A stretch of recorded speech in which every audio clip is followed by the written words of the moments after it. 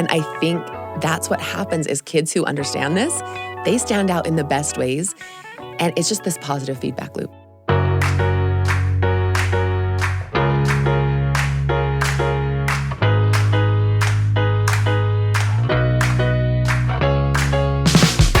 Welcome to The Lisa Show, where we take a good look at life.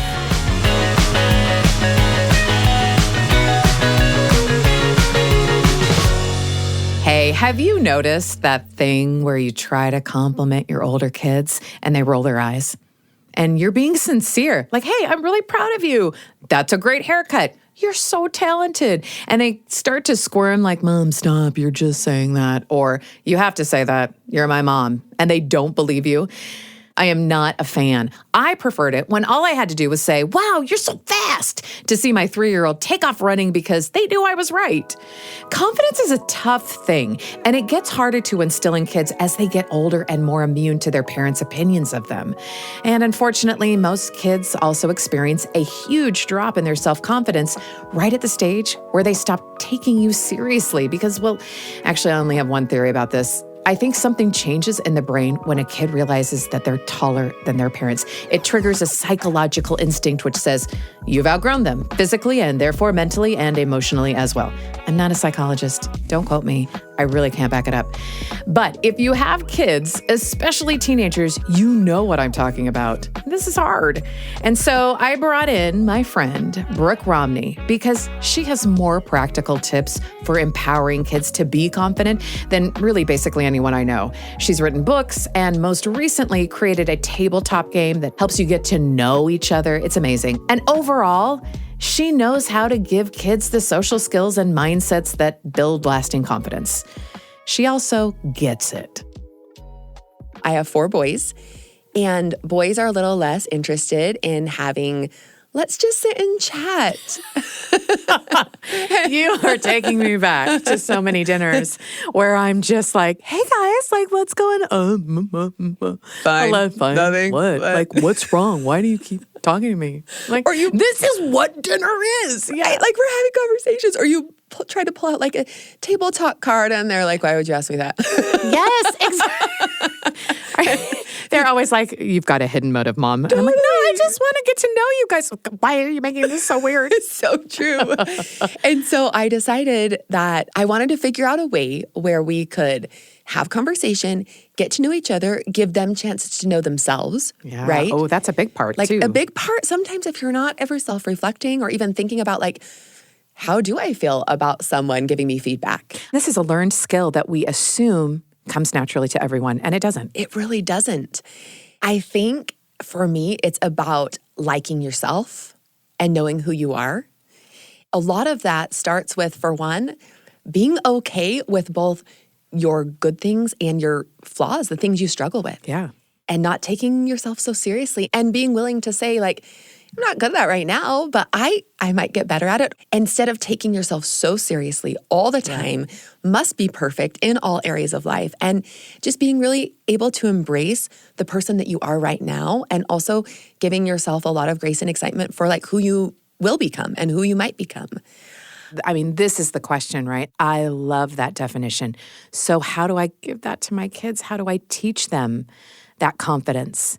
Because in my experience in talking to a lot of parents, we're struggling with that. We're like, how does this kid not know how great they are? How do you answer that? How do we teach our kids that to have that kind of confidence? I think one of the worst things about confidence is it has to come from within. I know. Can't I just give it to them? I remember, with younger kids thinking if I said enough nice things to them, yes, that they would feel great about themselves. And while I will not discount the fact that pouring into your kids positive things and good things is so wonderful, and I think the way to do that is to give them opportunities to get through something hard, to grow, to feel capable, to feel good at something. That's really how we got our confidence. The ability to fail and not take it so personally. The ability to fail and not take it personally. That is a skill for kids. And that keyword, failure, that can be as hard for parents as it is for kids, maybe even harder. Today, a lot of parents with really, really wonderful intentions have really tried to insulate their kids' lives so that nobody ever says anything rude to them. Nobody ever does anything mean, hard. They never are a part of a team where they're not a star. If that's not working out, we find a new team. When a lot of confidence is built through them proving to themselves that they are good enough, that they are worthy. One of the things that I really have noticed, and I will say I'm on my 4th child and I've learned a lot. Yeah. And I've done a lot of things just basically out of fear of them ever feeling sad or hurt in the beginning to being less fearful myself. I think a lot of us can relate to that. And just being able to say when something is hard or when something goes bad, instead of trying to fix that situation, saying, that is super hard. That is so frustrating.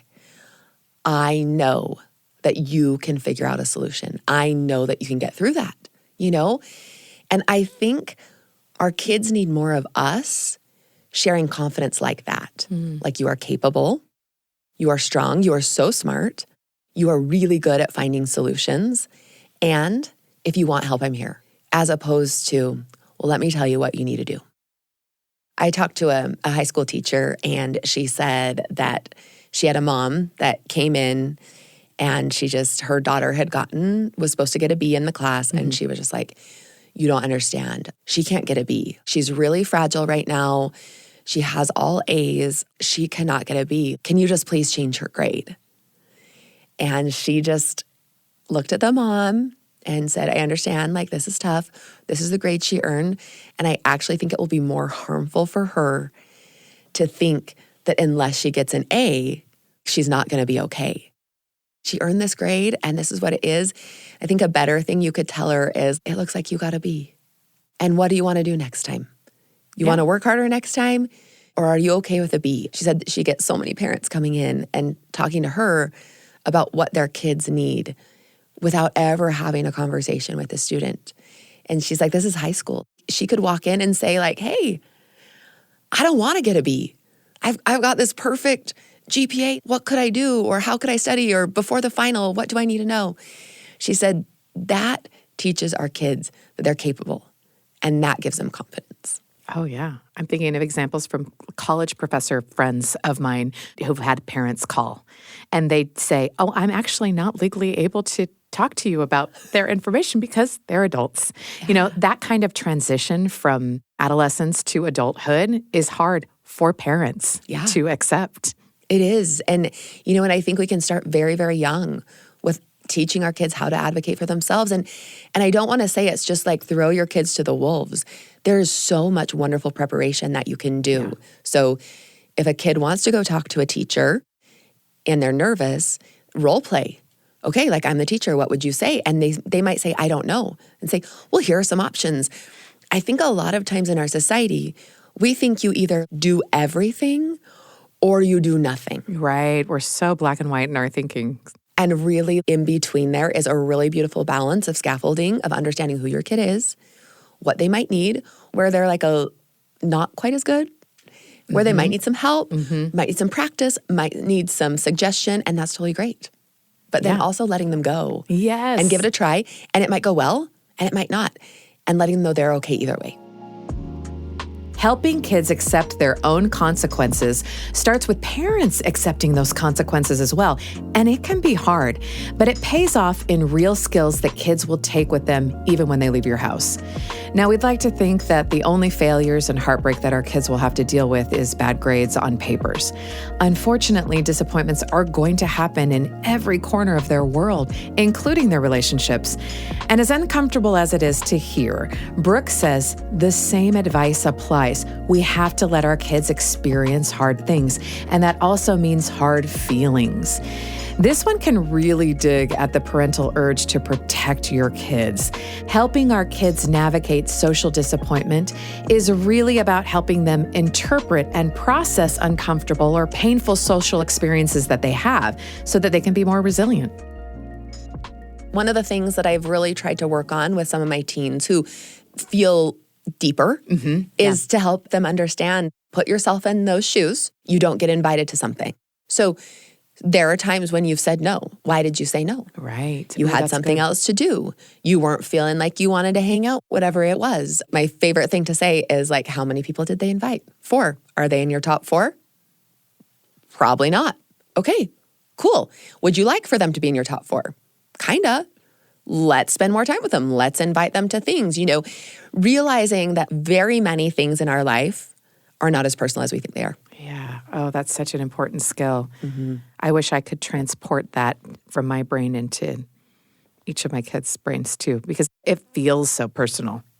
I've talked to a lot of moms where a lot of things feel personal. Yeah, you're right. Even I'm from their talking about kids. myself. I really am. No, it does. And I think Everyone's literally hanging out but me. Right? Yeah. Literally all my friends were and they posted about it. And why wasn't I invited? Totally. I know. I Not still because struggle you with don't that. ski. Yeah. Not because you're not a you don't skier. live there. Not because you live in a different state, but they thought, Doesn't matter. how could we exclude Lisa on this girls trip? Whatever it is. It's so true. But even like I've noticed, especially as kids get older, even moms feeling that way about their kids. Yeah. They're trying to hurt my feelings. They don't want to connect. They don't care, and it's like, nope. Almost never. Almost never is it about you. Almost always it's about them. I will say that I've been following your social account for a long time. Long-time listener, first-time caller. That note that you play on that is one of my favorites. You just call it out. And most people don't do that. You're like, it's not personal. I know what you're thinking. And guess what? No, it's not about you. They're not worried about you. They're just worried about themselves. And I just love it because it shouldn't feel so groundbreaking, but it is. Yeah. And we can all benefit from that. I think so. I think I'm a better mom. I'm a better friend. I'm a better neighbor. I'm a better spouse. All of the things when I'm not so focused on it being about me. Oh, well said. Okay, so I wanted to ask you about this idea of being self-aware about that, right? Mm-hmm. What do you think sort of breeds this kind of self-awareness? You don't want to be self-absorbed, but you do want to be self-aware. So how do you judge that as you're doing that and give cues to other people? So with my kids, I think really like looking outside yourself is just so key. I remember, this is like slightly embarrassing, but I remember the first time when I was like, oh, people feel differently than I do. That's weird. Different worldview. People prioritize different things than I do. People have different values than I do. I have an example. So talking to some teens, they were talking about how one of their friends is just like not loyal.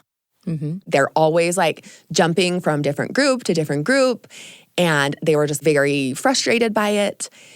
I just said, have you ever thought that maybe variety is more important to them? Like is really, really important to them. They just love variety. Yeah, as a core value. It's not that they don't like you. Yeah, it's not or that personal. they don't love the friends, but they love variety. And they were like, but they're not being loyal. I was like, are they not? Like, are they being a mean friend? Are they unkind? Do they talk badly about you? Are they putting you down in front of other people? Or are they just looking for some variety? Yeah. And they were like, oh, well, I don't know. And I think questions can be very helpful in self-reflection. Parents, we lay the groundwork for our kids when it comes to social resilience.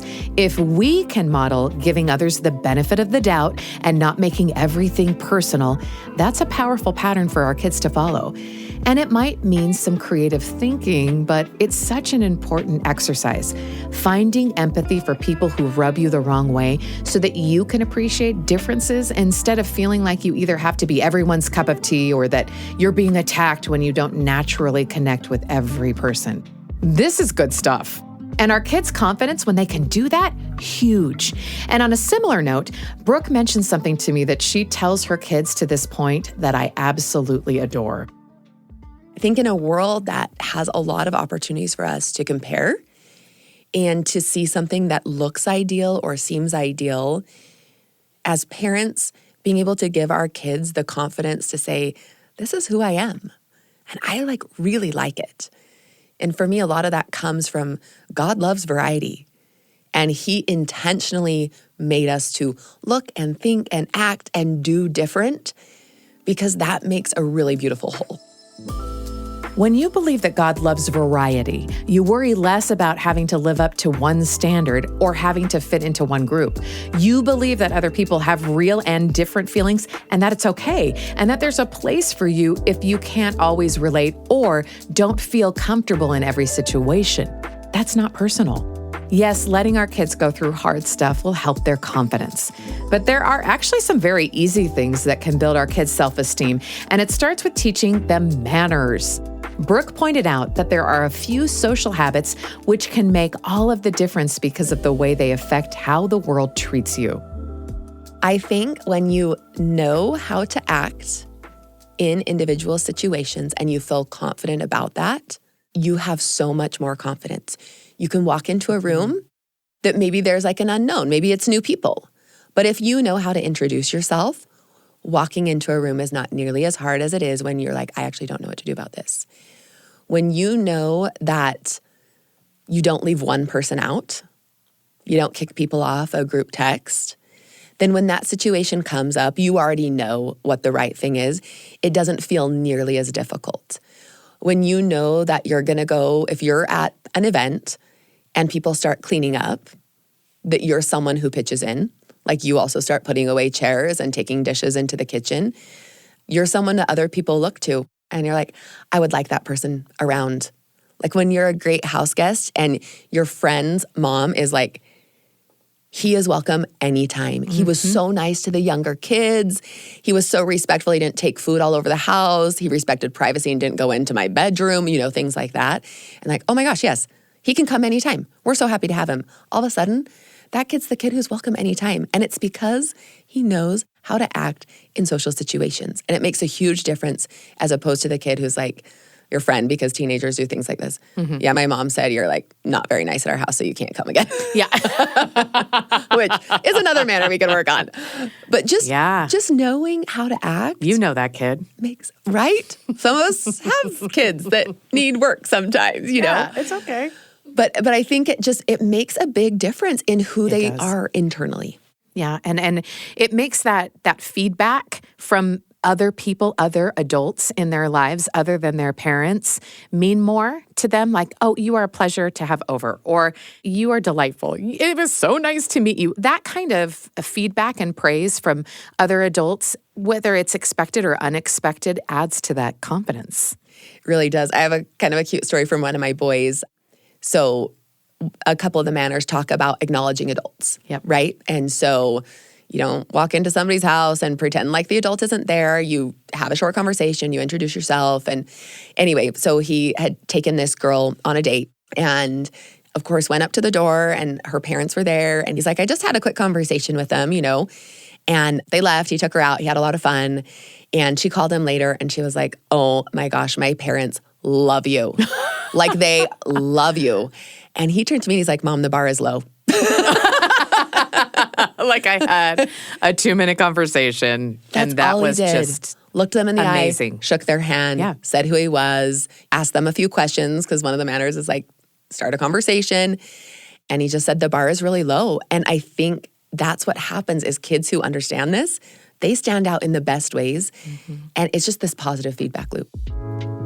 Teaching and practicing with kids, even skills as simple as how to introduce yourself and how to make basic conversation with adults, can create a positive feedback loop, which boosts their confidence and increases their readiness for the outside world. And Brooke had some suggestions for how to work on this together and why it's so important.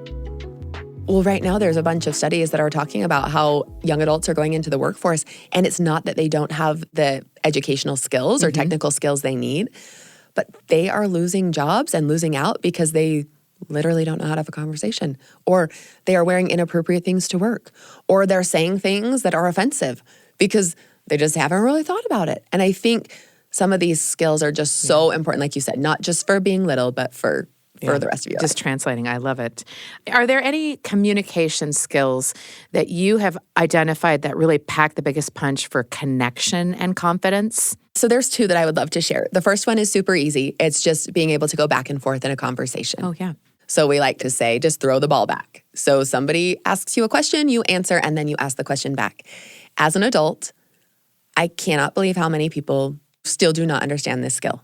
I've been in rooms, at parties, all the things where I have literally asked every single question I could even think of. Yep. And then it just dies because I've forgotten any more questions. And so that person has just shared so many things without ever returning the question. So that one is such an easy skill for parents to help their kids understand. Pass the ball back. Answer, pass it back. It is such a hard thing for adults to learn. I will say, as a mature woman in a dating world, being absolutely shocked about how few people know how to do that. Yeah. And I'm like, I can do this all day. Occupational hazard. I'm an interviewer. I think, oh, wow, I've been talking to this person for how long and not one question. Not one. From them. Yeah. Not one. They don't even know if I have children. Like they don't know anything about me. There was not one question. They don't know anything about me. Yeah. Well, and I think it also shows how many people are so excited to talk about themselves, which is great. Which is great. Which is what you want. I mean, and how great is that? That like all it takes is a couple questions for someone. So I think remembering that everyone would love to share a little bit about them. So that's the first thing that I think is so easy and a pattern we can really help our kids understand. The second thing is a little trick that I feel like has really helped me and helped my kids, and it is in one of the manners books, but it's to make an observation and then ask a question if you don't know what to say. So I think there's a lot of kids, a lot of teens, a lot of adults who literally like, I would love to start a conversation. I don't know how. Yeah. And so it's like, make an observation, ask a question. So for instance, I love your outfit. It is so cute. Where did you get it? Observation, question. For teens, something like, oh, I see you're wearing a Utah Jazz hat. Are you a basketball fan? Getting into this habit can really help them open a door. Like when I came here and I'm doing an interview with you, I know we're going to have a conversation. But if you're sitting next to somebody that you don't know, or if you've been in class for a while with someone, or if you're at a new event or at a party and you don't know who anyone is, it makes it really, really easy for a conversation to be started. Oh, yeah. Oh, I love that. I love talking to people. I talk to strangers and stuff. And it is interesting that some of my kids or some people will be like, don't do that. People don't want to talk to you. And I'm like, some people don't. Some people are dying to. Like, you know. Well, and well done on your confidence, because that's like the perfect example of who I want my kids to be at some point. I know teenagers are different, but I would love for them to be like, yeah, some people might not, but some people do. I just remember being at like Disneyland with my dad as a 12-year-old and being like, oh my gosh, he talks to everybody. Like, what? Like, stop it. And he speaks several languages. And so he would speak to them in their language. And the kids, we would just roll our eyes. I am that adult. So I don't know what happened between 12 and adult, but I'll be standing in the grocery store line and be like, peaches, right?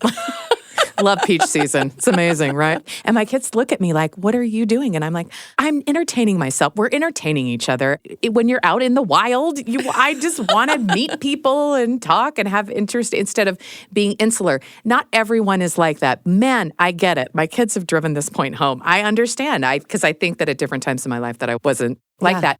Accounting for different sort of personality tests, how do you adjust that to the critic who will say, I've one child in particular who's the voice in my head that's like, stop doing that. People don't want you to make an observation and ask a question. What is your rebuttal? So for me, I would say I would rather throw a connection crumb out and see if they take it. And if they're not interested, I'm totally happy to end the conversation. So if somebody's like, if you say peach season, right? And somebody's like, yeah, you have enough social awareness to know that this is not a conversation that's going to continue. You can go to the person in front of you and say peach season. And I have a master's degree in awkward interactions. Right. But if you're being honest, percentage-wise, of all the people that you've started a conversation with, what is the percentage of someone that is like, you can tell, please do not talk to me? I mean, I would say 10%. Yeah. 10%, I would say, and I can read it. Yeah. Oh, you're in your zone or you don't want it, that's okay. And I'm not offended by things like that. It's great because that other 90% was probably really hopeful to have a connection moment. And I think that's one of the hardest things about the society we live in is people are starving for a connection, but people aren't willing to be the person that creates it. Yeah. And so yay for every Lisa Valentine Clark out there. No, I'm not saying that. And you know, but really, I think connection is really powerful. And I also think the more we do it, the better we get. Society doesn't encourage us to connect. If anything, we've found ways to avoid having to actually talk face to face. I see you, Zoom. But we still need connection, not because everyone has to be an extrovert, and not because every situation needs a conversation or every conversation has to be fun, but because it's essential for life in our society. And it's essential for our kids. And that's why we need to teach them how to initiate conversations. And at the very least, if you have the skill, then you can rise to the occasion when it's needed. I love this advice from Brooke Romney for helping teach our kids skills that give them confidence. A lot of that has to do with getting out of the way and letting them fail. Some of it is teaching them good manners and how to use them. Some of it is role-playing what you think are basic conversations so that they can practice social interactions. And sometimes it's helping them trust, as the hormones rage and tell them otherwise, that everyone's going through it and there is good in the people around them, even if they don't invite you on that ski trip.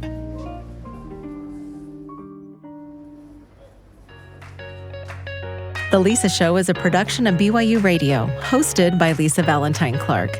This episode was produced by Becca Hurley-Long, with help from Erica Price, Blake Morse, and Kenny Mears, with post-production by Gracie Davis. For more information about Brooke Romney's Modern Manners collection or her other products, visit brookeromney.com. A link to her website will be in the show notes.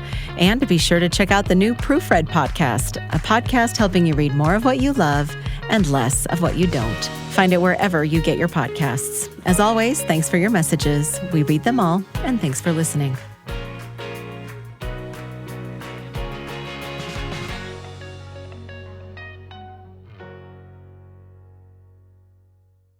I've got another podcast to recommend to you from the BYU Radio family of podcasts. It's called The Appleseed, and it's a show filled with stories for you and your family.